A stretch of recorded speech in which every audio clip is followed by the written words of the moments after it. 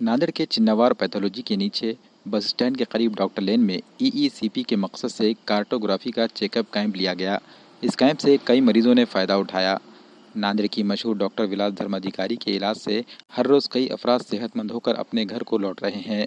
परभनी के 80 साल उम्र के शख्स विष्णुकांत औंढेकर को चलते वक्त दम आना, घबराहट, बीपी बढ़ जाना जैसे अमराज लाहक थे। इन अमराज से विष्णुकांत परेशान थे। जब इन्होंने डॉक्टर विलास धर्म अधिकारी से मुलाकात की और डॉक्टर विलास धर्म अधिकारी ने इनका इलाज किया तो अब इस मरीज़ की हालत में काफ़ी सुधार हुआ है। इसी तरह 65 साल नायगांव की रहने वाली खातून रत्नाबाई गायकवाड़ और हदगांव तालुके के 70 साल डॉक्टर प्रहलाद तंवर ने भी कार्टोग्राफी कराया। इन मरीजों ने मीडिया के सामने अपने तासुरात बयान किए।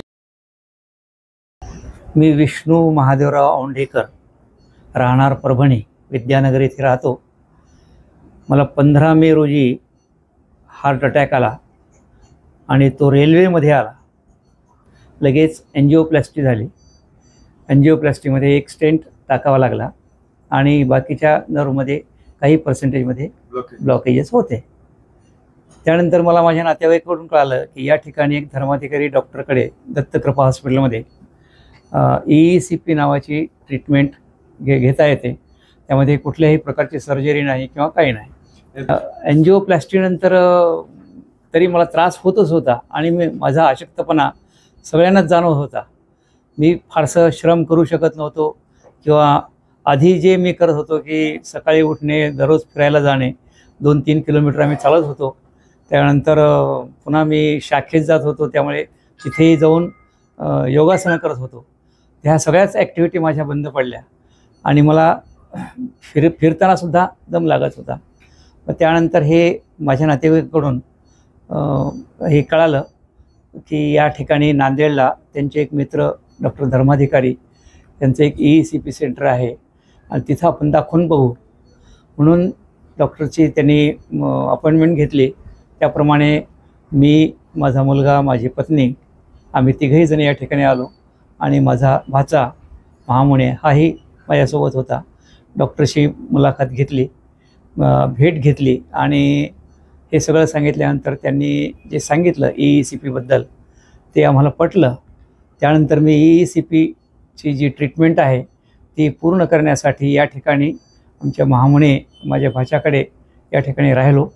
जवळपास 1.5 महिना मी या ठिकाणी होतो। ही ट्रीटमेंट मी पूर्ण घेतली, अगदी रेग्युलर घेतली। डॉक्टरने सांगितलं की तुम्ही रेग्युलर पेशंट आहात, म्हणजे दररोज एकही दिवस न चुकवता ही ट्रीटमेंट घेतली आणि आज आता कार्टोग्राफी काढण्यासाठी या ठिकाणी आलो। कसा रक्तपुरवठा वाढला आणि पूर्णपणे ब्लॉकेज फ्री असं सगळ्या वाहिन्या झाल्या। त्यामुळे ह्या याचं जे यश आहे त्या यशाबद्दल त्या ईईसीपीला मी धन्यवाद देतो। त्याचे जे ब्लॉकेज आहेत किंवा हृदयाचे विकार ज्यांना असतील त्यांनी हे या ठिकाणी ईईसीपी या चिलेशन म्हणजे ब्लॉकेज कमी करण्यासाठी या दोन्ही ट्रीटमेंट या ठिकाणी जर घेतल्या तर बऱ्याच कमी खर्चात म्हणजे एंजिओप्लास्टी करणे किंवा बायपास करणे याच्या जवळपास 1/3 1/4 खर्चामध्ये या सगळ्या गोष्टी होण्यासारख्या आहेत। त्या जर करून घेतल्या तर आपण ह्या आजारापासून दूर राहू शकतो। माझ्याबरोबर बरेच पेशंट मी इथं पाहिले ज्यांना बायपास सांगितलं, त्यांनीही ट्रीटमेंट घेतली आणि त्यांनाही बरेचसा रिलीफ मिळालेला आहे आणि ज्यांना जे एंजिओप्लास्टी सांगितली त्यांनाही रिलीफ मिळालेला आहे। त्यांनी ते काही न करता या ठिकाणी आले, त्यांचा त्या दृष्टीने आर्थिकही फायदा झाला आणि आरोग्यही सुधारलं। माझं नाव रतनबाई निवृत्ती गायकवाड।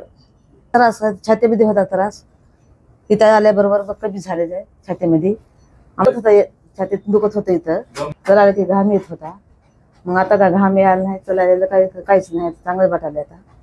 जेवण चालले चांगलं शरीराला, मग आता काहीच त्रास नाही कोणता। मी साहेबाकडे आले आणि ते साहेबाचं घेतल्या ईसीपी घेतली की मग तेव्हापासून आमचं चांगलं वाटायला येतं। माझ्या आईला छातीत दुखत होतं आणि 6 ब्लॉकेज होते, तर डॉक्टरांनी सांगितलं होतं आम्हाला बायपास करायला। तर आम्ही न करता आम्ही दत्तकृपा पॅथॉलॉजी आलो, जीपी सेंटरला आलो आणि साहेबांना सांगितल्याप्रमाणे 30 चिलेशन्स आणि 40 मशीन असे योग्य रीतीने घेतले आम्ही। आज माझ्या आईची तब्येत टणटणीत आहे। मागच्या वेळेस आम्ही 6 ब्लॉकेज सांगितले होते, आम्ही घाबरून गेलो सगळेजण, बायपास करावं असं करायचं. आम्ही घेतल्यानंतर आज रिपोर्ट नॉर्मल निघाले. आज सगळे मी केलेले सगळे रिपोर्ट नॉर्मल आहे. लोकांना काय आव्हान करणार, काय सांगणार? मग आम्हाला तर वाटतं हे चांगलं ट्रीटमेंट आहे, योग्य ट्रीटमेंट आहे. बायपास न करता ही करावं सगळ्यांनी. काहीच नाही, उलट आमच्या आईची तब्येत सुधारली, दम लागत होता, आता टणटण येत आहे. डॉक्टर PD तवर कंजारकर, सध्या नांदेडलाच राहतो. मला एक अटॅक आला होता. ज्यावेळेस एंजिओग्राफी केली त्यावेळेस 3 ते 4 ब्लॉकेज मला निघाले. नंतर मी इथे एका दवाखान्यामध्ये एक स्टेंट टाकून टाकले, म्हणजे एंजिओप्लास्टी केली.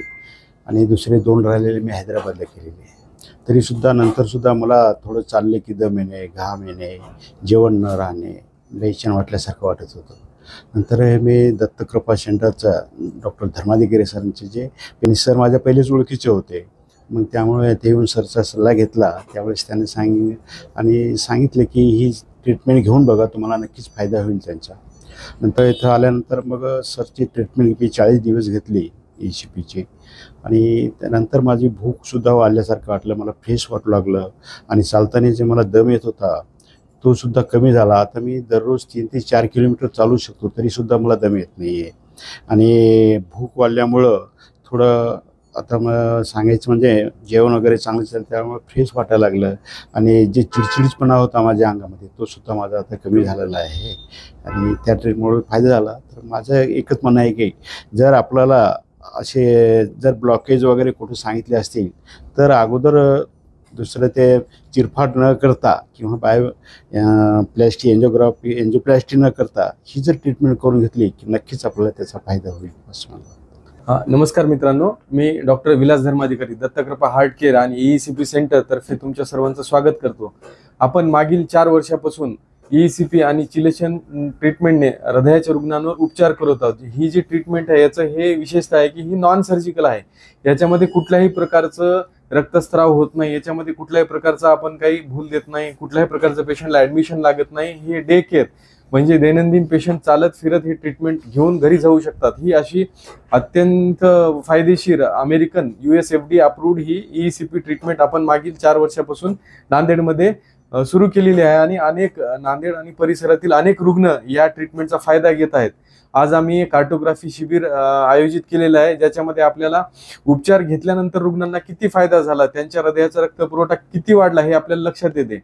तर मी सर्व रुग्णांना हेच सांगू इच्छितो की एमर्जन्सीमध्ये ज्यावेळेस रुग्णांना अटॅक येतो किंवा जेव्हा एमर्जन्सी असते त्यावेळेस एंजिओप्लास्टी आणि बायपास हाच पर्याय असतो.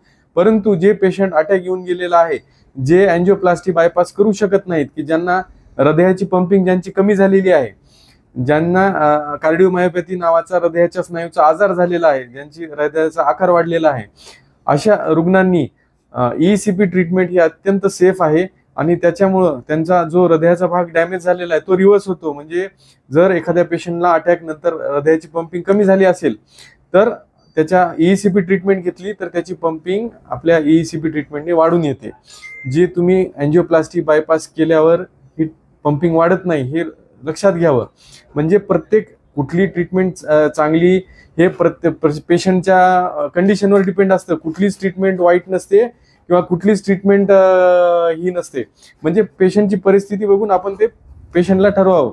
जे पेशंट स्टेबल असतील, ज्यांना बायपास एंजिओप्लास्टीचा सल्ला दिला असेल, ज्यांना 2 महिने 3 महिने होऊन गेले, ज्यांना बायपास सांगितलं, प्लास्टी सांगितलं, जे पेशंट चालत फिरत असतील, तर अशा पेशंटनी बायपास करण्याऐवजी प्लास्टिक करण्याऐवजी एकदा ECP आणि चिलेशन ट्रीटमेंटची माहिती घ्यावी. जे इमर्जन्सी असतील, ज्यांना इमर्जन्सीमध्ये भरती केलं तर त्यांनी प्लास्टी आणि बायपास याच ट्रीटमेंटचा फायदा घ्यावा. परंतु इमर्जन्सी नाही आहे, पेशंट स्टेबल आहे, त्यांना चालू फिरू शकतो, चालताना दम लागतोय, छातीत पाणी भरलंय, पंपिंग कमी झाली, पेशंटला क्रिएटिनिन वाढलेलं आहे, जे प्लास्टिक बायपास करू शकत नाहीत, अशा पेशंटनी आवर्जून ECP आणि चिलेशन थेरपी या ट्रीटमेंटची माहिती घ्यावी. या ट्रीटमेंटचे एक विशेषता आहे की याच्यामध्ये कुठल्याही या ट्रीटमेंटचा साईड इफेक्ट नाही. 100% ही ट्रीटमेंट सेफ आहे. आणि ओव्हरऑल पेशंटची जी कंडिशन आहे त्याच्यामध्ये पूर्ण सुधारणा होते. पेशंटची भूक वाढते, पेशंटचं वजन कमी होतं, पेशंटची शुगर कंट्रोलमध्ये येते, पेशंटचं BP नियंत्रणात येतो. जे पेशंटच्या रक्तवाहिन्या कडक झालेल्या आहेत ब्लॉकेजमुळं, त्या रक्तवाहिन्याची लवचिकता वाढते. आणि ओव्हरऑल मी हे सांगू इच्छितो की हृदयाचा रक्तपुरवठा आमच्या ट्रीटमेंटनी काय होतं नेमकं, तर आम्ही पेशंटच्या हृदयाचा रक्तपुरवठा वाढवतो आणि हे पोस्ट ट्रीटमेंट नंतर सुद्धा आम्ही हे सिद्ध केलेलं आहे किंवा आमच्याकडे रिपोर्ट्स आहेत. पोस्ट ट्रीटमेंट पेशंटच्या हृदयाचा रक्तपुरवठा वाढलेला आहे आणि त्याच्यामुळे काय होतं, हृदयाचाच नाही तर मेंदूचा, किडनीचा, लिव्हरचा सुद्धा रक्तपुरवठा वाढतो. त्याच्यामुळे काय होतं, पेशंटला झोप शांत लागते, पेशंटचं डिप्रेशन कमी होतं. मेन अटॅक आल्यानंतर बऱ्याच पेशंटला काय असतं, 100% पेशंट डिप्रेशनमध्ये जातो. त्याला असं वाटतं की आता आपलं सर्व संपलेलं आहे, आता आपल्याला काही पर्याय नाही, आता आपण मरणार, हे अशी एक त्याच्या मनामध्ये भीती बसलेली असते. तर आपली ट्रीटमेंट घेतल्यानंतर काय होतं, त्याचा कॉन्फिडन्स वाढतो, त्याच्या मनातली भीती निघून जाते. पेशंट स्वतःची दैनंदिन कामं करू शकतो. त्याची क्वालिटी ऑफ लाईफ ज्याला आपण म्हणतो, म्हणजे बाथरूमला जाणे, जेवण करणे, स्वतः आंघोळ करणे, हे स्वतःची कामे स्वतः करू शकतो. हे हार्ट फेल्युअरवाले पेशंट जे झोपून आहेत ते पेशंट आम्ही चालते फिरते केलेले आहेत. हे आमच्याकडे इव्हिडन्स आहे, पोस्ट ट्रीटमेंट पंपिंग वाढलेले रिपोर्ट्स आहेत आमच्याकडे आणि हे आम्ही रिपोर्ट्स बघूनच आम्ही हे सांगत आहोत लोकांना. तर माझं हृदयरुग्णांना एकच आव्हान आहे की घाबरून न जाता, आज मेडिकल सायन्स हे ॲडव्हान्स झालेलं आहे, तर कुठल्याही व्यक्तींनी घाबरून न जाता सर्व ट्रीटमेंटची माहिती घ्यावी आणि त्याच्या कंडिशनला कुठली ट्रीटमेंट चांगली आहे हे विचार करून त्यांनी आपली ट्रीटमेंट निवडावी. धन्यवाद.